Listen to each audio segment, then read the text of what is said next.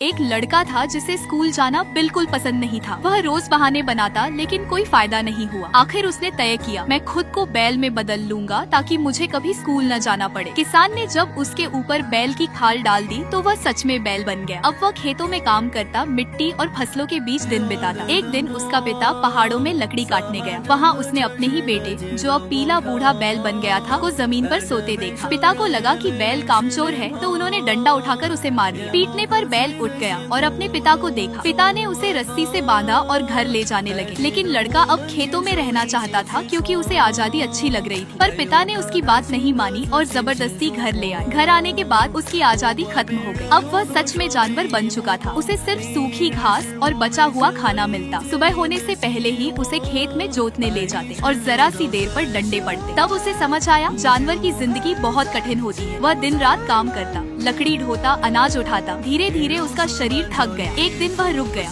और उसी समय उसके पिता और अनाज से भरी गाड़ी नदी में गिर गई। उसे लगा था कि बैल बनने से आजादी मिलेगी, स्कूल नहीं जाना पड़ेगा। पर असल में यह जिंदगी और भी दर्दनाक थी। वह घर लौटा और चुपचाप गौशाला में चला गया। माँ ने उसे बची हुई सब्जियों का पानी दिया, लेकिन उसे बदबू लगी। उसने खाना नहीं खाया और जाकर घास पर लेट गया। माँ बाप को लगा कि यह बैल कुछ अजीब है। दिन बीतते गए। हर दिन वही खेतों में काम, वही मार, वही थकान। आखिर एक दिन वह गिर पड़ा और उठ नहीं पाया। पिता फिर से डंडा उठाने लगे, पर माँ दौड़कर आई और उसे सहलाने लगी। माँ का दिल पिघल गया। रात को दोनों ने सोचा, अब यह बूढ़ा बैल किसी काम का नहीं, इसे बेच देते हैं। लड़का बहुत उदास हुआ। उसने सोचा, मैंने तो स्कूल से बचने के लिए यह रूप लिया था, पर न आजादी मिली, न आराम, न खुशी। अब तो मुझे बेच भी दिया जाएगा। अगले दिन पिता उसे लेकर बाजार पहुँचे। थोड़े पैसों में उन्होंने उसे एक व्यापारी को बेच दिया। लड़का बोलना चाहता था पर उसकी आवाज नहीं निकल रही थी, क्योंकि अब वह सच में बैल था। फिर भी उसने हार नहीं मानी। वह व्यापारी पर झपटा और भागते हुए अपने पिता के पास आया। पीछे से लोग चिल्लाने लगे और उसका पीछा करने लगे। वह पिता के सामने आकर रुका, जैसे कह रहा हो, पिताजी मुझे बचा लो। लेकिन सबको देखकर वह फिर भागा। गांव वाले बोले, ये बैल पागल हो गया है। वह पूरी ताकत से दौड़ा और एक छलांग में नदी पार कर ली। पर व्यापारी और लोग उसका पीछा करते रहे। उसने पेड़ पर सिर मारकर रास्ता रोकने की कोशिश की, लेकिन लोग फिर भी उसके पीछे आ गए। आखिरकार वह पहाड़ की चोटी पर जा पहुंचा। आगे गहरी खाई थी, पीछे लोग। अब उसके पास भागने की कोई जगह नहीं थी। वह पीछे हटा और उसका पैर फिसल गया। वह खाई में गिर गया।